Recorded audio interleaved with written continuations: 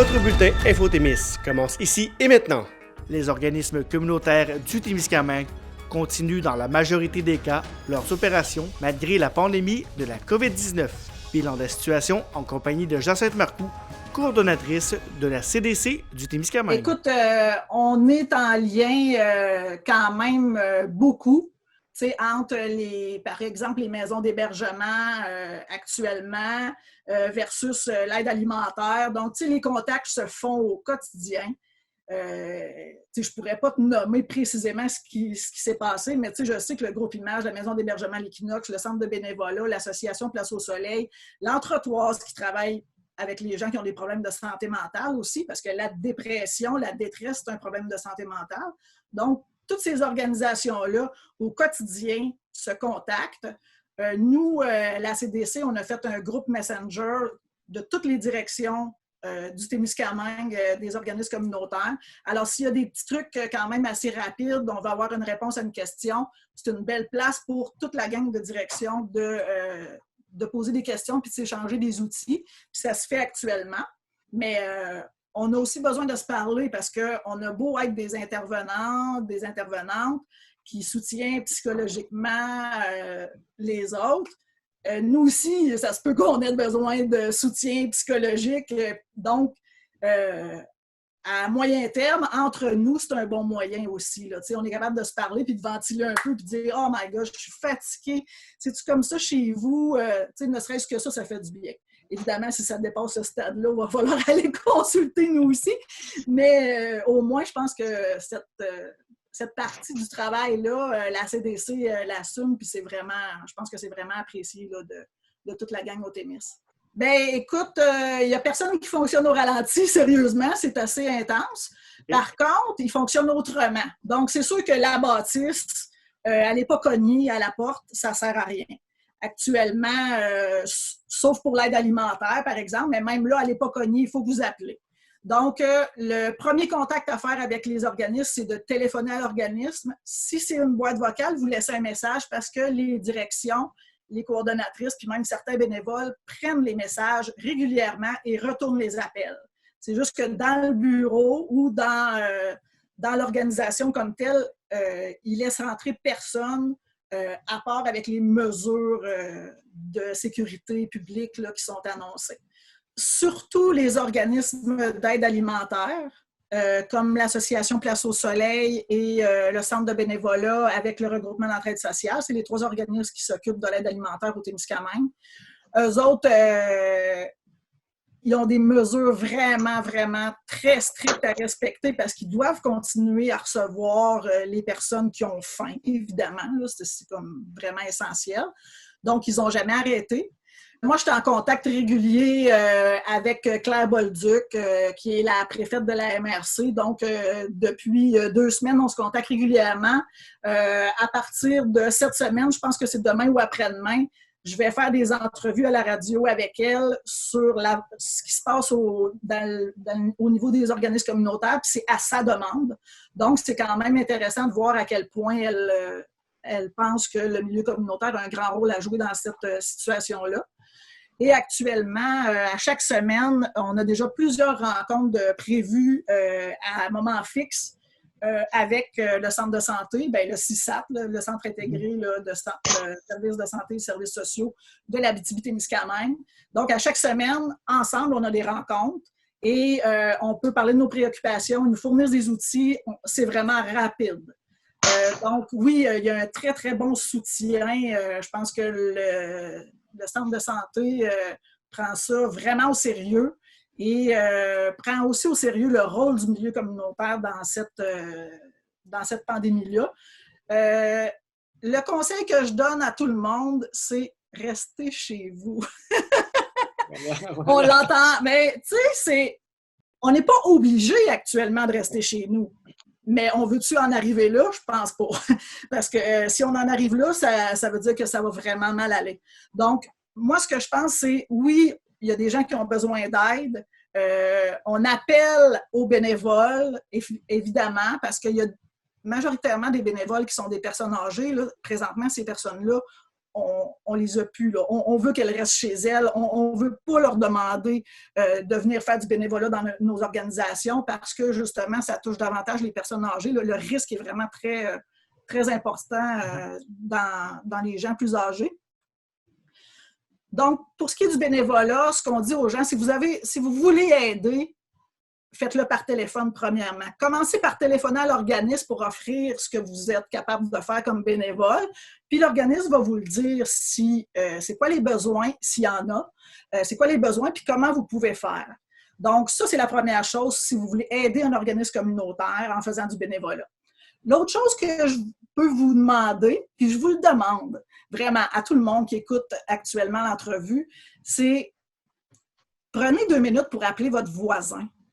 Parce que peu importe le bénévole qui pourrait appeler chez un peu tout le monde alentour, c'est des gens qu'on ne connaît pas souvent, ou en tout cas pas beaucoup.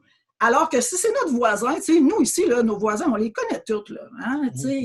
On n'est pas à Montréal là, où à peu près personne se connaît. Ici, on se connaît tous. Et on est tous pris chez nous. Ça va-tu bien?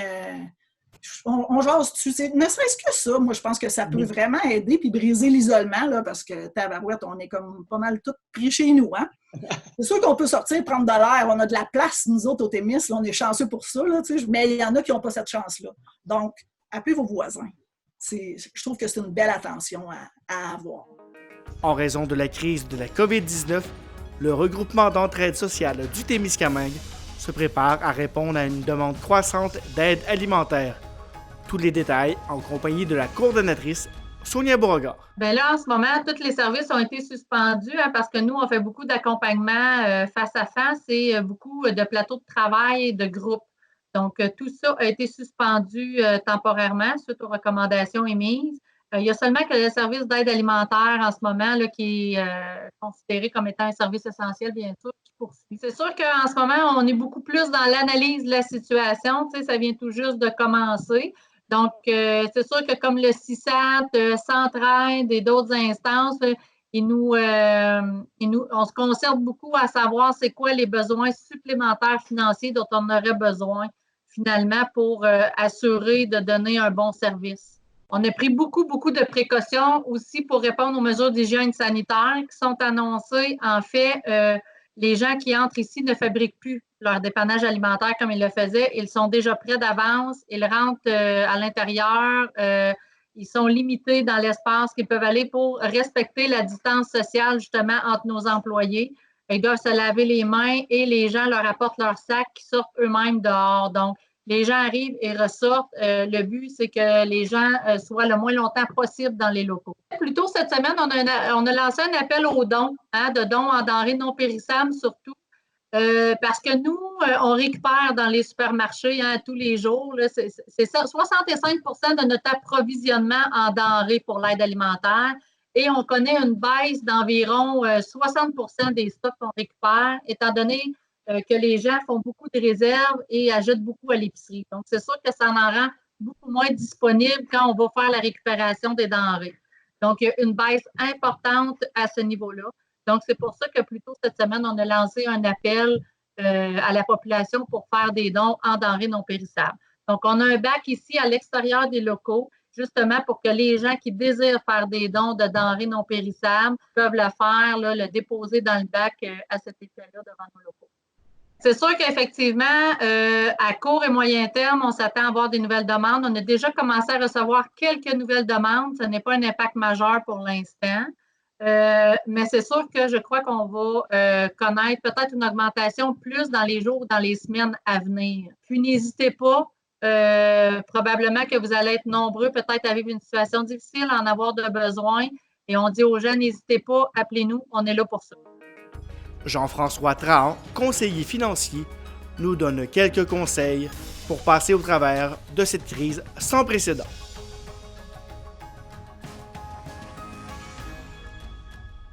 Bien, c'est certain pour l'économie canadienne, présentement, c'est dur à dire exactement c'est quoi l'impact qu'il va avoir. Parce que présentement, on est encore dans la crise, mais quel sera l'impact financier une fois que la crise va être finie? C'est là quelque chose qui est dur à percevoir.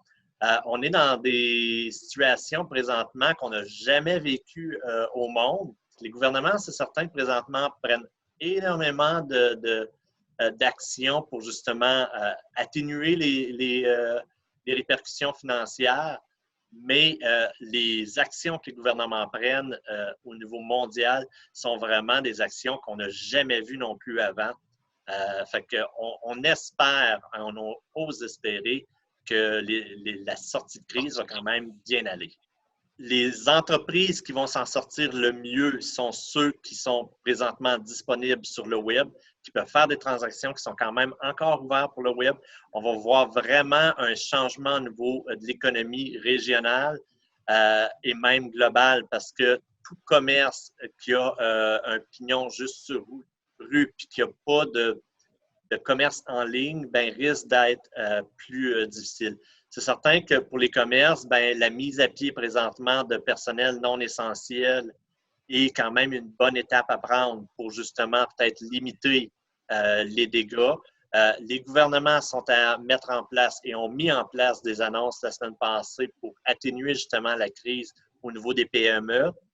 Mais les PME qui vont être capables de sortir le mieux sont les PME qui vont être capables de prendre, de voir la crise un peu comme une opportunité, puis de peut-être se recréer d'une façon différente. C'est certain que si on a une PME, puis qu'on ne fait pas affaire en ligne, puis qu'on reste comme ça, bien, on risque d'avoir des problèmes plus tard aussi. Et c'est ceux-là qui vont peut-être avoir plus de difficultés à repartir. On le voit, tous les commerces, que ce soit au niveau des épiciers, c'est des commerces essentiels, mais présentement, faire des commandes en ligne, avant la crise, il n'y avait pas grand monde qui utilisait le service. Maintenant, les épiciers ne sont pas capables de fournir à la demande. Pourquoi? Parce que justement, les gens ont une crainte, préfèrent utiliser le service en ligne. Plusieurs vont probablement adorer le service en ligne et une fois que la crise va être finie, vont continuer à l'utiliser. On est dans une économie qui va être changeante.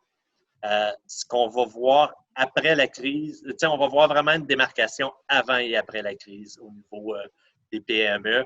Puis vraiment, ceux qui vont être capables de s'en sortir le mieux, c'est ceux qui vont être capables de voir les opportunités qu'il y a sur le marché, puis de se développer un nom, puis d'aller au-delà des frontières par l'Internet. Au niveau personnel, c'est pas évident. La plupart des Canadiens vivent de paye en paye.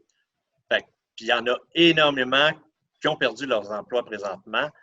Si vous êtes dans une position où ce que présentement, ça va être difficile de faire ces paiements-là, il est important de contacter vos cartes de crédit ou vos prêts, les banques. Ce n'est pas évident présentement de contacter les institutions financières, sont débordées d'appels. Certaines peuvent le faire directement en ligne. Fait que si vous avez la chance de le faire en ligne, faites-le en ligne. Si vous êtes en mesure de faire les paiements et de continuer à faire les paiements, faites les paiements. Techniquement, ça ne devrait pas affecter votre bureau de crédit, le report de paiement. Pourquoi je dis techniquement? Avec le nombre de reports de paiement qu'il va y avoir, c'est les banques qui vont envoyer les informations. Le risque d'erreur est là. Fait que ça va être important de garder un œil sur nos bureaux de crédit, faire sûr que l'information est bonne. S'il y a des erreurs, de les faire corriger et ça ne sera pas facile de les faire corriger. Pour les gens, ben, c'est certain de revenir aux dépenses essentielles. Là, présentement, ben, les commerces étant tous fermés, c'est peut-être de faire attention justement avec les achats en ligne, de vraiment se questionner, est-ce que c'est quelque chose que j'ai absolument besoin? Prendre un exemple niaiseuse, mais on l'a tout vu passer sur Internet, de s'acheter 15 paquets de rouleaux de papier de toilette, c'était-tu essentiel? Non, ce n'est pas essentiel. C'est de l'argent qu'on a dépensé, que là, on a pu peut-être dépenser pour d'autres choses, que là, on a besoin. C'est pour ça qu'il faut faire attention, il faut utiliser notre argent intelligemment. On ne sait pas combien de temps que la crise va durer. C'est le temps vraiment de se resserrer la ceinture le plus possible. Puis justement, la plupart des gens sont de paye en paye. C'est là qu'on voit l'importance d'avoir un fonds d'urgence, d'avoir un petit 1000 $, un 2000 de côté dans son compte de banque. Quand le gouvernement va prendre 3-4 semaines à nous envoyer des prestations, bien, ces 3-4 semaines-là, il faut continuer à vivre, bien, de l'avoir dans notre compte. ben, c'est quelque chose qui va nous aider, qui va nous enlever un stress financier. Présentement, il y a assez de choses pour nous stresser. Il ne faut pas s'en rajouter. Le milieu scolaire fut certainement parmi les premiers à vivre les conséquences reliées à la crise de la COVID-19. Entrevue avec Éric Larivière, directeur général de la commission scolaire Lac-Témiscamingue. C'est sûr que présentement, le personnel enseignant est à la maison, le personnel aussi de soutien professionnel, mais il y a beaucoup de télétravail qui se fait. Tout le personnel administratif, présentement, là, au centre administratif, on est 4-5 personnes qui se présentent un peu tous les jours, mais tout le monde est installé en télétravail. Fait que si vous appelez un poste téléphonique à la commission scolaire, ça va sonner chez la personne qui a tout l'équipement pour travailler. Donc, on préconise beaucoup le télétravail. Donc, on fait des rencontres. C'est sûr que ça nous permet d'utiliser de nouveaux outils de communication. Fait qu'on tient des réunions régulièrement, pratiquement chaque jour. C'est sûr que présentement, ce qui est regardé, vous avez vu, depuis hier, il y a une plateforme qui a été mise en place par le ministère de l'Éducation qui s'appelle l'école ouverte.ca. Mais dès la semaine prochaine aussi, il va y avoir des listes d'activités par niveau, par degré, par groupe d'âge qui vont être acheminées aux parents pour leurs enfants. Donc, le but, c'est de donner aux parents toutes sortes d'outils pédagogiques pour leurs enfants. Maintenant, pour la suite des choses, pour les examens, mais c'est sûr qu'il n'y aura pas d'examen du ministère. Il y a quand même une bonne partie de l'année qui a été faite. Il y a un travail qui va se faire par le personnel enseignant qui vont regarder pour voir pour l'ensemble de l'année scolaire comment ça a été pour voir s'ils passent à l'année suivante. Maintenant, c'est sûr qu'il reste des questionnements, surtout pour les élèves de 5e secondaire qui s'en allaient vers le cégep. Là, il y a des précisions que je n'ai pas encore maintenant qu'on va avoir en temps et lieu. Présentement, c'est sûr que chaque école sont invités. Hein? On va inviter le personnel enseignant, l'ensemble du personnel des écoles à communiquer avec les enfants, avec les adolescents. On va demander, c'est encore là, c'est volontaire, mais que le personnel enseignant et l'ensemble du personnel puissent communiquer avec leurs élèves, voir comment ça va, leur parler justement des outils de la plateforme web, des listes d'activités qui s'en viennent pour eux autres, de discuter un petit peu aussi, de voir leur état, comment ils vont dans les circonstances. Fait que, en plus, il faut le dire, hein, le personnel, c'est pas pour rien qu'on fait ces vidéos-là. Il y en a d'autres initiatives de ce type-là. On s'ennuie, là, comme enseignante, comme enseignant, on s'ennuie là, des élèves. On crée des liens importants avec les élèves. On invite tous les élèves, bien sûr, à respecter les consignes. Je sais que c'est pas facile, on est à la maison, mais c'est vraiment pour votre santé, votre sécurité. Comme le docteur Arruda dit, on se lave les mains, hein, beaucoup, il faut se laver les mains régulièrement. On est prudent. C'est sûr qu'on s'ennuie de nos amis, puis on aurait le goût d'aller les voir, puis tout ça, mais c'est là qu'on vous dit, des fois, on dit aux enfants, allez jouer dehors, puis laissez faire les outils technologiques, mais là, il faut les utiliser pour communiquer. Aussi, le personnel, on n'a pas abordé, mais on a quand même 2 services de garde pour les enfants du personnel qui sont en lien avec les mesures d'urgence, surtout les gens de la santé. Donc, le personnel dans nos services de garde qui travaillent, qui font un excellent travail. Mes pensées aussi vont vers les parents. Je sais que ce n'est pas un contexte facile de se retrouver dans cette situation-là. Je pense qu'il y a toutes sortes de programmes d'aide, de services. Il ne faut pas hésiter à aller chercher l'aide nécessaire. Même au niveau de la commission scolaire, présentement, on est en train de regarder pour voir pour un support pour les enfants aussi au niveau psychosocial. L'équipe au service éducatif est en train de regarder pour offrir quelque chose dans les prochains jours. Donc, on a vraiment cette préoccupation-là. Donc, je vous invite vraiment à continuer. Puis mes pensées vont vraiment, là, tantôt, je vous disais qu'au niveau comme employé de l'État, on est vraiment privilégié. Mais mes pensées vont beaucoup aussi pour toutes les personnes, tous les gens qui vivent présentement des situations difficiles, économiques difficiles. Et pour les gens aussi qui tiennent le fort, là, particulièrement le domaine de la santé, paramédic, toute la sécurité publique. Là. Donc, je vous invite tout le monde à écouter les directives, à collaborer. Puis, bravo à tout ce monde. Pour venir en aide aux commerçants du Témiscamingue, la Chambre de commerce Témisacor et la Société de développement du Témiscamingue mettent de nombreux outils à leur disposition. Tu sais, c'est sûr que pour le moment, là, tout le monde est en mode réaction. On cherche qu'est-ce qu'on doit faire, on cherche qu'est-ce qui est permis, qu'est-ce qui ne l'est pas, si on peut opérer, si on peut livrer à distance, si on peut. Fait que, les répercussions, on va peut-être les voir plus à long terme. Il y a déjà des grosses répercussions, là, dans le fond. Les commerces qui ont fermé, qui ont dû mettre du monde au chômage, renvoyer du monde à la maison, ça a des impacts quand même grands. Ben, c'est sûr que nous, ce qu'on a commencé à faire, surtout, on a instauré un groupe Facebook qui s'appelle COVID-19 Info Entreprise Témiscamingue pour que nos entrepreneurs le plus rapidement annoncent leur changement de service causé par la pandémie, parce qu'on sait que Facebook est un vecteur vraiment très important, d'informations très important ici au Témiscamingue pour rejoindre la population. Donc, c'est un groupe dans lequel les entrepreneurs du Témiscamingue peuvent annoncer tous leurs changements de service causés donc par la pandémie. À la suite de ça, c'est sûr que nous, on reste à l'écoute de tous les entrepreneurs s'il y en a qui ont des questions, parce que le gouvernement fédéral notamment a mis beaucoup de choses en place pour aider les entrepreneurs et les employés. On pense notamment à la prestation canadienne d'urgence. On pense au programme de crédit aux entreprises. On sait que la BDC est là aussi. Donc, il y a beaucoup de choses qui se mettent en place graduellement chaque jour. Ce qu'il faut comprendre, c'est que là, le gouvernement annonce des gros montants, beaucoup de mesures. Les modalités de ces mesures-là ou de ces montants-là ne sont pas toutes expliquées, ces modalités-là. Fait qu'au fur et à mesure que ça change, nous, on met à jour la page web. Si on va sur le site de la SDT.com, là, il y a vraiment un onglet COVID qui est mis en place pour que les entreprises peuvent s'y retrouver ou les individus qui ont droit au chômage ou à certaines de ces mesures-là. Ça, c'est le premier élément.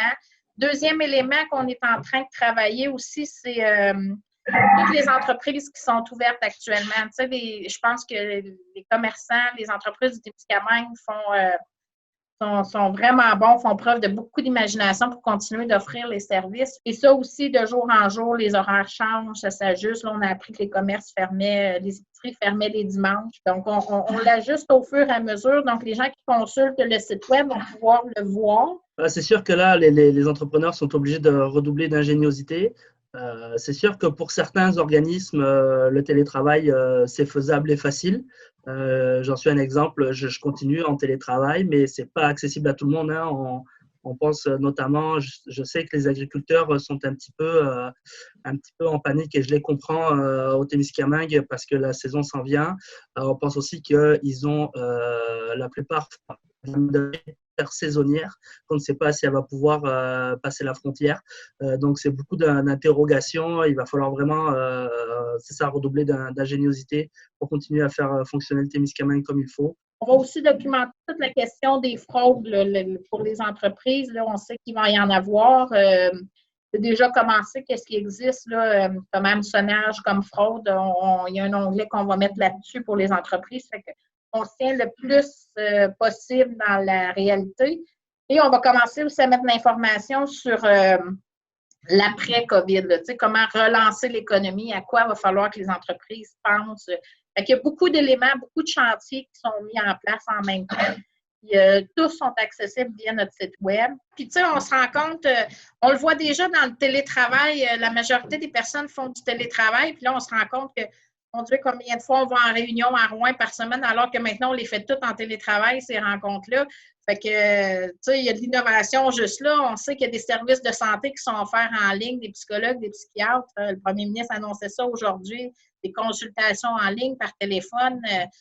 Je pense que l'économie va se transformer. De quelle façon, je ne sais pas, mais ce qui est important, c'est de se dire que nous, chez nous, on a des commerces qu'il faut encourager, qu'il va falloir continuer d'encourager. Fait que si on ne veut pas que ça soit comme ça à l'année, bien, continuons d'acheter chez nos gens. Puis encore plus en situation de crise comme maintenant, c'est peut-être l'occasion de prendre des habitudes qui vont durer par la suite. En cette période du COVID-19, les entreprises de la région sont durement touchées. Elles doivent faire preuve d'innovation. Rencontre avec 3 d'entre elles pour mieux connaître leur réalité. Ça a été une décision qui a été prise en plusieurs étapes.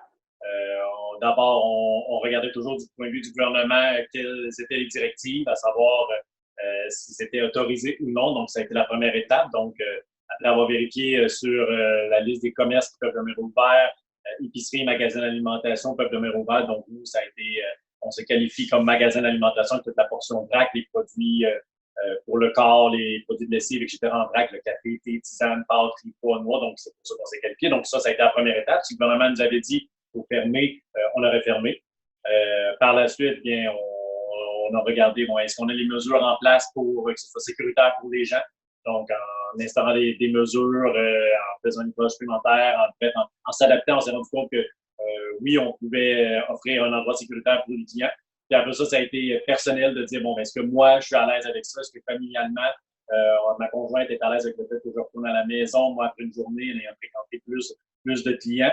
Donc, par la suite, bon, bien, comme on avait bien confiance à toutes les mesures prises en place, à la fin, évidemment, tout, donc, oui, c'est correct. Puis aussi, ben, simplement parce qu'on voyait qu'il y avait un certain achalandage, des gens qui voulaient bien continuer à avoir notre produit de lessive, des produits en vrac, notre café, pour leur confinement à la maison. Donc, c'est là que la décision s'est prise. On n'a pas eu le choix. Le gouvernement nous a obligés à fermer la vitrine. Dans le fond, les gens n'ont plus accès à entrer dans le magasin, mais on est reconnu comme service essentiel.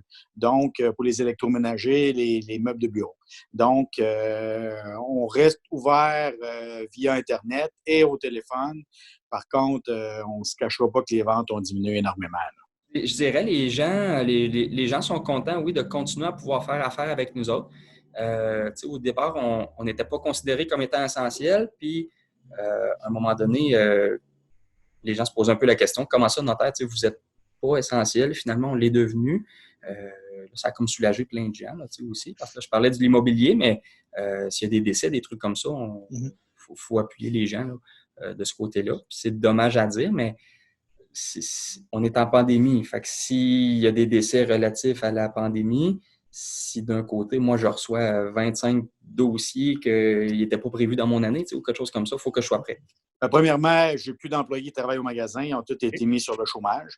Et puis, exemple, les gens m'appellent et ils m'achètent un frigo au téléphone parce que l'heure est brisée. Ils vont venir le ramasser. Ce qu'on fait, c'est qu'ils m'appellent 15 minutes à l'avance. Je le mets à l'extérieur et puis ils vont venir le ramasser. Donc, il n'y a aucun contact entre moi et les clients. Ou une demi-journée par semaine, vraiment pour les services essentiels, ce qu'on fait, c'est qu'on offre la livraison. Par contre, quand les livreurs arrivent chez le client, ils se désinfectent les mains, mettent des gants, ils vont emporter l'appareil électroménager directement sur la galerie. Ils ne rentreront pas dans la maison des gens et puis il faut que les gens restent dans leur maison, qu'il n'y ait aucun contact. Et de retour dans le camion, les livreurs désinfectent le camion et leurs mains et puis ils changent de gants. Donc, c'est vraiment, il y a tout un protocole qui a été établi pour que ça soit sécuritaire pour tout le monde. Maintenant aussi, pour le vrac, ben, c'est moi qui sers les clients. Donc, même si nos distributeurs sont super hygiéniques, que ça coule, c'est pas des trucs qu'on fait, je prends quand même pas de chance et je sers moi-même les clients. On n'accepte plus les pots que les clients peuvent amener chez eux. Pour les breuvages pour emporter aussi, ce qui est un volet qu'on peut continuer à faire du take-out, ben, on n'accepte plus les tasses réutilisables non plus, comme le gouvernement l'a dit. On va avoir aussi, là, ça c'était en place aujourd'hui, on a un décret là, qui vient de nous autoriser pour avoir des signatures de contrats à distance. Donc, là, je suis en train de valider tout ça, mais on a un programme informatique maintenant là, qui nous autorise, qui nous permet de signer, moi dans mon bureau, le client, bon, dans son salon, un exemple. Ça va améliorer la situation. Ça, c'est temporaire. Ça va être le temps de la crise.